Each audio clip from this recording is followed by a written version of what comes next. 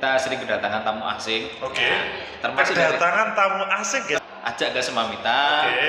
Mereka tidak hanya belajar jadi seorang mahasiswa, tapi jadi guru di Semamita. Oke. Jadi kita harus melayani tamu mereka. Bahkan kita dituntut untuk ngajak jalan-jalan mereka. Suka dan duka. Dukanya ketika tamu asing itu tidak suka makanan lokal. Oke, ada pecel tapi nggak suka. Ada rawon nggak suka. Ada tamu dari Jerman tapi tidak suka pecel pedas. Mereka malah suka berdiskusi, berdebat tentang politik di sosiologi itu lebih. Assalamualaikum warahmatullahi wabarakatuh. Waalaikumsalam warahmatullahi wabarakatuh. Berjumpa lagi dengan Agus M. Fauzi Official. Hari ini kita jalan-jalan ke Forum Ta'aruf Siswa Semamita Sidoarjo. Oke. Yaitu SMA Muhammadiyah 1 Taman Sidoarjo. Kita ketemu dengan Mbak Niar sama Mas Emil. Gimana kabarnya Mbak Niar? Sehat. Alhamdulillah sehat. Mas Emil? Alhamdulillah sehat. Sehat, alhamdulillah. Insyaallah sehat. Tetap semangat sehat. Enak ya kalau ngomong dengan orang-orang muda di sekolah itu. Berdua ini kan sebagai humas ya di sini ya? Iya. Ya. Oke, humas yang kece-kece dan keren. Terima kasih atas undangannya untuk memotivasi para pelajar hari ini, Mas Emil sama Mbak Nia. Ya, menjadi humas di SMA itu dukanya gimana? Mas Emil gimana? Bisa cerita? Harus menikmati dan harus senang. Harus suka. menikmati. Iya. Kalau duka, semua aktivitas pasti ada. Risikonya, tapi bagaimana kita menikmati sehingga kehumasan itu menjadi yang menyenangkan, bukan yang menyulitkan. Karena ada tantangan-tantangan yang harus kita selesaikan. Gitu. Kan setiap hari, setiap saat bertemu dengan orang-orang yang belum tentu mengenal kan Mas Emil? Betul. Dan itu kan perlu ilmu tersendiri untuk bagaimana mereka bisa tersenyum. Iya, betul Pak. Jadi kami menerapkan sebelum kedatangan tamu tersebut, kita harus tahu siapa tamunya itu. Jadi sebelum Pak Agus datang ke sini katakan begitu, saya harus tahu siapa Pak Agus itu. Siapa Pak Agus itu? Ternyata di website banyak, di YouTube juga ada. Sebelumnya juga pernah ketemu, maka bagaimana saya seorang humas dan mungkin Buniar juga biar klop dan klik. Kalau humas sama tamu ndak klik, ndak senyum, kan ndak bagus jadinya Pak. Itu bahaya. Kalau Mbak Niar, sebagai perempuan menjadi humas itu menyenangkan atau aduh ini lagi pasti ya kalau pas tamunya asik diajak ngobrol, kalau mereka selalu mana mbak itu gimana Mbak Niar? Jadi humas itu hal yang paling menyenangkan. Menyenangkan bagi saya Pak.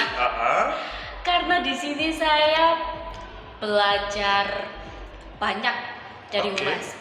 Jadi saya jadi tahu banyak orang, terus saya sering ngobrol dengan banyak orang. Apalagi kalau di sekolah misalkan, oh ini ada acara 17 Agustus misalkan. Apa ya sesuatu yang menarik yang buat ditampilkan seperti itu.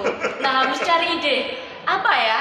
Misalkan harus cari siapa yang bisa diundang gitu. Atau apa ya yang harus kita lakukan di Semamita supaya suatu kegiatan itu menarik seperti itu. Jadi setiap acara, nggak hanya 17 Agustus, misalkan ada lahir Pancasila ya. Betul. Kemarin lahir Pancasila seperti itu. Jadi kita putar otak apa yang harus kita lakukan biar bisa menarik dan tentunya kita jadikan sebagai berita. Itu yang terpenting. Tapi kan kalau ngomong Mbak Niar sama Mas Emil itu bukan alumni komunikasi kan? Bukan. Mbak Niar sosiologi, Mas Emil ilmu komputer. Ilmu komputer. Bagaimana menyiapkan humas itu untuk sampai bisa ya menyambut mereka dengan baik dan jadi tugas humas harus melayani tamu. Mulai dari datang di tempat sampai nanti pulang di kendaraannya. Kalau perlu, nah biasanya ini sekedar cerita pengalaman Pak Agus. Kita sering kedatangan tamu asing. Termasuk kedatangan tamu asing, guys. Termasuk dari selevel. Dari Unesa. Termasuk dari Unesa. Mahasiswa asing dari Unesa atau dari kampus-kampus lain itu biasanya kita ajak ke Semamita. Mereka tidak hanya belajar jadi seorang mahasiswa, tapi jadi guru di Semamita. Jadi kita harus melayani tamu mereka. Bahkan kita dituntut untuk ngajak jalan-jalan mereka. Ngajak jalan-jalan. Tadi kalau disinggung masalah suka dan duka, dukanya ketika tamu asing itu tidak suka makanan lokal. Ada pecel tapi nggak suka. Ada rawon nggak suka. Ada tamu dari Jerman tapi tidak suka pecel pedas. Suka pecel tapi yang nggak pakai cabai. Nah, ini susah ini. Nah, ini kan susah. Ada yang paling enak itu juga contoh kemarin yang dari Jepang ya, Bung Yara. Dari Jepang semua makanan level apa saja suka. Bahkan mie ayam di kantin sekolah mau. Karena mungkin di sana tidak ada ya. Ya bisa jadi Pak. Terus kemudian ngajak mereka bagaimana kita paham tentang kondisi mereka. Atau sedang sakit, sedang mikir apa atau begitu, nah kita harus tahu. Jadi itulah suka duka dengan orang-orang asing ya. Kalau Mbak Niar ketika berhadapan dengan orang-orang asing begitu, minder atau enggak? Enggak sama sekali, Pak. Enggak sama sekali. Bahkan kita dituntut harus aktif dengan mereka. Dengan bahasa mereka? Iya. Dengan bahasa mereka. Karena memang kita yang ngajak jalan-jalan. Dari awal penjemputan itu sudah dari humas, terus mulai keliling, bahkan kita ajak jalan-jalan keluar kota ya. Betul. Terus kalau tamu asing itu kan kerjasamanya nggak hanya sama Unesa ya Pak, dari beberapa pihak juga. Jadi sering kesini dari Amerika, terus Jepang, Yunani, Cina, banyak sekali tamu banyak ya, yang sudah banyak negara, 5-6 negara lebih bahkan. Kalau dihitung Pak, sampai sekarang itu lebih dari 40 negara yang kita Ada 40 negara yang telah berkunjung ke Semamita dan para humas ini yang menjadi pelopor terdepan. Harus. Kalau tidak ada tamu asing atau guest teacher di sini, malah seperti kita tidak ada kerjaan. Apain kita? Pandemi kemarin mereka tidak bisa datang ke sini, tapi kita upayakan tetap pakai Zoom. Bisa. Nah, mudah-mudahan ini nanti September ada tamu asing dari Jepang yang akan jadi guru di sini selama 6 bulan ke depan sampai 2023. 6 bulan ke depan. Bahasa Jepang. Jepang. Asik ya. Belajar di Semamita ada yang pakai bahasa Jepang selama 6 bulan. Hal itu Mas Emil, apakah tidak memberatkan kepada siswa? Gimana Pak Emil? Kalau siswanya malu pasti berat. Kalau siswanya malu pasti berat. Tapi siswa kita ajarkan bagaimana harus berani harus pede, dalam tanda kutip tidak minder. Jadi tamu asing itu bukan sesuatu yang luar biasa. Hal yang biasa seperti kita berhadapan dengan teman biasa. Itu yang membuat kita nyaman. Nanti tamu itu akan kita perlakukan seperti guru yang ada di sini. Kamu mau ke kantin sama siswa boleh, sama guru juga boleh. Tempatnya, ruangannya tidak khusus, juga dijadikan satu dengan guru biasa. Jadwal pelajarannya pun sama seperti guru yang lain. Jadi meskipun guru asing, mereka itu seakan-akan ya guru biasa yang ada di Semamita. Tidak ada bedanya. Disitulah maka pelajar merasa seperti Bu Niar atau Pak Mas Emil gitu ya. Seperti guru-guru yang lain. Kalau begitu Mbak Niar juga asik dong. Maksudnya gini, orang yang tidak pernah belajar bahasa kecuali bahasa Indonesia dan bahasa Inggris, maka juga akan harus dipaksakan belajar bahasa-bahasa. Harus. Belajar sedikit-sedikit. Itu tuntutan humas kan. Paling tidak bahasa sehari-hari. Bahasa sehari-hari. Sekalian kita ngajarkan bahasa Indonesia sedikit-sedikit. Mereka harus kita belajar bahasa Indonesia. Harus belajar bahasa Indonesia. Mereka harus belajar bahasa Indonesia, kita harus belajar bahasa mereka. kenapa mereka harus belajar bahasa kita? Bangga dong bahasa Indonesia. Sesuai dengan materi nasionalisme. Nasionalisme. Iya. Jadi guys, hari ini itu saya diundang oleh Mbak Niar sama Mas Emil untuk ngomong nasionalisme. Dan nasionalisme itu ya bagi mahasiswa, pelajar baru itu harus dimiliki. Betul. Mas Emil sama Mbak Niar, ini kan tadi saya ngobrol sama para pelajar itu tentang politik. Ngomong nasionalisme tentang politik. Channel ini kan juga news and politik. Ya. Sebenarnya kalau ngomong politik di pelajar itu agak horor atau tidak sih, Mas Emil?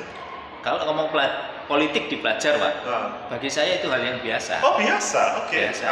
Kenapa? Mereka juga nanti ketika lulus akan terjun politik juga. Contoh hal kecil saja. Kalau ketika mereka di masyarakat nanti akan menghadapi pemilu, pilkada dan sebagainya. Bahkan nanti pilihan kepala desa. Betul. Nah, kita juga gandeng oleh KPU Kabupaten Sidoarjo tentunya. Ya, pernah kita datang ke sana. Anak IPM-nya sebelum pemilihan ketua IPM kita ajak sana belajar bagaimana pemilu yang ada di kabupaten atau nasional. Terus kemudian kita juga datangkan ke mereka ke sekolah. Nah, ini jadi biar tidak terlalu menakutkan politik. Jadi tetap anak-anak juga dapat pelajaran itu. Jadi sudah berapa kali dengan KPU Sidoarjo untuk bagaimana mengedukasi, minimal sosialisasi tentang sebuah pemilu. Kalau juga pemilihan IPM juga seperti pemilu, Pak. Iya, yang di sini ada IPM, itu ada proses politik. Kalau di sekolah umum mungkin namanya OSIS. Nah, kalau di Muhammadiyah IPM Ikatan Pelajar Muhammadiyah. Lebih kecil lagi ketua kelas. Juga sudah diterapkan, itu bagian kecil dari pendidikan politik yang ada di sekolah.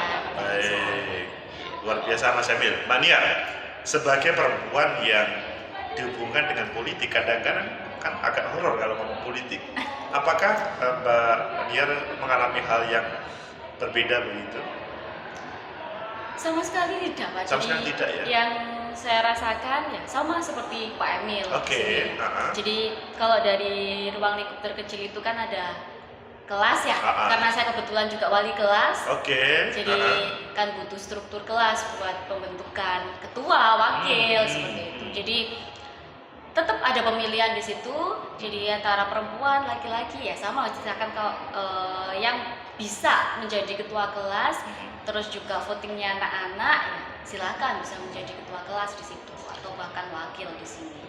Jadi kalau ngomong para adik-adik atau anak-anak pelajar ini, ketika ngomong politik, orang tua tidak akan tersinggung ya. Ini asal anak-anak kok diomongin tentang politik. Tidak, insya Allah tidak. Insya Allah tidak. Karena juga gurunya kan juga pelaku. Bukan berarti menjadi politisi. Tidak. Karena sebagai pelaku politik pada saat itu saya di PPK, panitia pemilihan kecamatan. Pernah jadi penyelenggara di kecamatan, PPK. Ya, termasuk di KPPS juga. Level yang paling bawah, Pak ya. Nah, itu paling tidak kita bisa bercerita ke anak-anak bahwa seperti ini loh. Jadi politik jangan ditafsirkan sesuatu yang menakutkan. Menarik kan? Kalau Mbak Niar itu kan orang yang lebih muda daripada Mas Emil ya. Ketika berbicara pengalaman di dunia politik mungkin agak berbeda. Mungkin politik Mbak Niar, politik di kampus pada waktu itu agak berbeda. Nah, ketika melihat siswa hari ini di Semamita dan dihubungkan dengan politik dan dihubungkan dengan mata pelajaran, ngomongnya kok berubah terus ya. Mata pelajaran sosiologi. Mbak Niar apakah juga menyinggung tentang tema politik di Twitter? Pasti Pak, ini materi sosiologi itu ada yang sudah membahas tentang politik di SMA ini. Jadi apa yang saya ajarkan? Jadi kan saya harus mengajarkan dulu seperti apa sih politik itu. Tentunya saya juga akan kasih langsung berita-berita yang berbau politik, apalagi sekarang kan tengah hangat-hangatnya kan. Terus apalagi video-video yang berbau tentang politik. Nah dari situ saya buatkan pro dengan kontra. Jadi mereka langsung bisa berdiskusi, berdebat langsung gitu, tentang permasalahan politik yang terjadi di Indonesia ya, tepatnya. Bagi anak-anak kalau dikasih yang seperti itu malah semangat.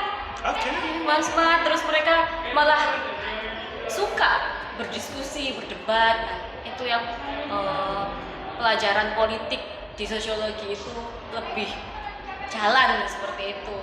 Meskipun mereka yang kelas 10, 11 itu masih belum 17 tahun ya? Belum. Iya, belum 17. Kelas 12 baru. Kalau dulu 17 tahun, oke. Tapi harus kita kenalkan. Harus Iya. kita kenalkan. Karena kita tidak lepas dari politik. Kalau Mas Emil melihat politik secara umum dihubungkan dengan siswa itu, apakah hal itu memang perlu diterapkan? Maksudnya didogmakan kepada pelajar politik itu hal yang harus terlibat atau bagaimana Mas Emil? Saya rasa harus. Harus ya? Saya rasa harus. Bagaimanapun sebagai warga negara, kita juga akan mengikuti dan melaksanakan proses itu. Apalagi nanti 2024. Tapi kan sekali lagi mereka masih sebagian di bawah 17 tahun. Gak ada masalah hal itu? Tidak ada masalah. Oke. Selagi yang menyampaikan standar, artinya Oke. tidak mencondongkan pada salah satu. Iya. Oke. Gitu. Jadi tetap harus kita sampaikan Pak, politik. Saya rasa gitu ya. Oke. Atau mereka nanti harus punya hak pilih Iya. dan harus memilih, mau tidak mau Oke. harus memilih. Ya, jangan sampai ya kalau dibilang seperti golput dan sebagainya, buat apalah. Nah, karena juga di umat Islam harus ada yang namanya pemimpin kan. Oke. Nah, jadi bagaimana dari belajar politik memilih pemimpin yang sesuai dengan kita. Tapi kan Mbak Niar, kalau ngomong seperti Mas Emil kan oke ya, Mbak Niar perempuan itu ada kadang-kadang meskipun sama, tapi kadang tetap berbeda melihat politik mana, konflik mana, obong-obong mana, reng-rengan mana. Gimana? Apakah ada respon begitu ketika ngomong pada pelajar-pelajar putri itu Mbak Niar? Selama ini yang saya ajarkan dengan anak-anak ketika kita bahas tentang konflik yang tengah hangat-hangatnya, ya saya ambil berita-berita yang terbaru, yang yang hot. hangat gitu. Jadi anak-anak itu bisa lebih belajar di situ ketika berita-beritanya yang terbaru. Mereka tidak ada rasa politik lagi, konflik lagi. Oke. Enggak. Jadi memang benar-benar niat belajar, terus itu malah dikritisi. Nah, ini yang saya suka, malah dikritisi sama mereka. Oh, Bu seharusnya seperti ini ya, Bu. Nah, itu kan sosiologinya masuk di situ. Jadi Mas Emil sama Mbak Niar ini pertama sebagai humas, kedua sebagai dosen sebagai guru. Iya.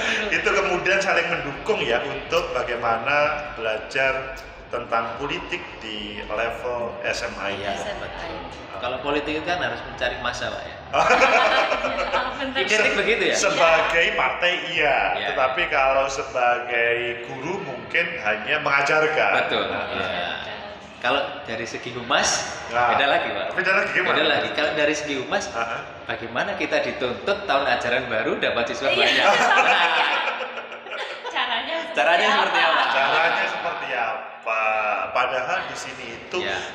banyak yang ditolak karena terlalu banyak. Betul. Oke. Ya, dari pengalaman SMA Muhammadiyah satu taman yang sebesar ini, mungkin bagian orang mengatakan awalnya karena kita menolak siswa. Oke. Ya, karena orang mau belajar kok ditolak. Oke. Orang mau belajar ngaji kok nggak boleh. Nah, akhirnya dibuatlah Semamita seperti ini, Nah, bisa menampung semua warga, nah, tidak hanya warga Muhammadiyah. Oke. Bahkan kalau dibilang siswanya di non Muhammadiyah lebih banyak. Oke. Iya.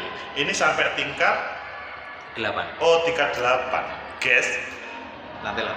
SMA sudah sampai level lantai 8 padahal masih SMA. SMA. Kita mendeklarasikan menirukan Pak Haidar Nasir waktu peresmian 2018. Satu-satunya SMA tertinggi se Indonesia. Satu-satunya SMA tertinggi di Indonesia. Di Semamita. Sementara Semamita. Iya. Itu juga diakui oleh Pak Muhadjir waktu itu masih Menteri Pendidikan yang meresmikan Semamita. Alhamdulillah, SMA tertinggi se-Indonesia. Ya. Negeri belum tentu mau. Saya tidak bilang seperti itu. Ini sudah obrolan kita panjang lebar. Saya minta closing statement dari Mbak Nia terkait dengan hubungannya pelajar, humas, dan pendidikan politik. Silakan Mbak Nia. Oke, jadi saya pelajar, humas, pendidikan politik. Jadi harus sama-sama kita harus sama-sama belajar ya sebagai guru, karena saya tugasnya juga mendidik, jadi saya juga harus mengajarkan seperti apa ke siswa, apalagi tentang hal politik ya Pak. Jadi mainnya harus halus ya. Karena anak-anak juga masih di bawah 17 tahun, jadi bagaimana caranya mengajarkan ke anak secara baik-baik juga. Terus apalagi juga sebagai humas, saya di sini sebagai humas juga banyak yang harus dikerjakan, apalagi harus mencari siswa, contohnya harus promosi karena memang sekolah swasta ya Pak ya. Jadi harus promosi kemana-mana, terus ya apa caranya biar banyak siswa yang ke Semamita, itu yang sudah dilakukan. Belum juga harus menjalin kerjasama. Nah itu juga salah satu hal yang kita lakukan, kerjasama dengan berbagai pihak, salah satunya ke UNESA. Terus juga dengan pihak asing juga, seperti itu yang kita lakukan. Jadi hal-hal seperti itu yang akan membuat Semamita akan lebih terlihat, terus bisa dilihat oleh banyak masyarakat, sehingga kita bisa diakui sekolahnya, banyak siswa yang tertarik di Semamita. Biasanya kalau siswa tertarik di sini, yang pertama bisa jadi karena gedungnya, biasanya. Iya, fasilitas gedungnya yang lantai 8 ini anak-anak tertarik di sini. Apalagi ada guest teacher yang dari asing ini bisa mereka tertarik, oh saya ke Semamita aja, banyak guest teacher asingnya gitu. Jadi hal-hal seperti itu yang kita lakukan di Semamita, tentunya untuk membuat Semamita bisa lebih besar lagi, Pak ya, dan juga lebih dikenal masyarakat. Oke, terima kasih Mbak Niar. Mas Emil, closing statement sebagai humas yang membawa 40 asing ke sini, silakan. Kalau membawa tamu asing itu menjadi kewajiban, Pak. Kewajiban. Jadi harus dinikmati. Dinikmati. Ya. Bagaimana caranya agar siswa-siswi kita ketika berhadapan dengan orang asing tidak merasa minder. Sebagai orang Indonesia kita harus bangga. Kita bangga dengan Indonesianya. Bangga dengan Indonesia, termasuk bahasanya juga. Ya, mereka tidak hanya sekedar mengajar di sini, tapi mereka harus mendapatkan nilai-nilai yang ada di Indonesia. Bahasa Indonesia kita ajarkan. Kemudian gotong royong, bahkan kerjasama. Ini pengalaman 2019 sebelum pandemi, 17 Agustus. Ada 7 tamu asing yang kita ajak lomba kempit balon. 17 Agustus. 17 Agustus, Pak. 7 negara asing. 7 negara asing main di sini. Kempit balon. Lawan siswa. Nanti bisa di searching lah, guest teacher Semamita gitu. Termasuk pengalaman saya mungkin ya, saya harus dipaksakan untuk belajar bahasa Inggris ketika mengantarkan tamu asing untuk ambil uang di ATM. Saya kan harus belajar bahasanya dulu. Tapi ini yang membuat saya semangat di Humas, tidak pernah mengeluh. Capek, ya capek. Siapa yang tidak pernah capek? Tapi kalau dinikmati, insya Allah menjadi berkah. Alhamdulillah. Begitulah guys, tamu kita yang istimewa ini, Humas, guru, plus lain-lainnya, intinya adalah membawa kenikmatan untuk pribadi dan untuk Semamita. Siap. Semoga bermanfaat, menginspirasi kalian semuanya. Like, subscribe, comment, and share. Sampai jumpa. Terima kasih. Terima kasih.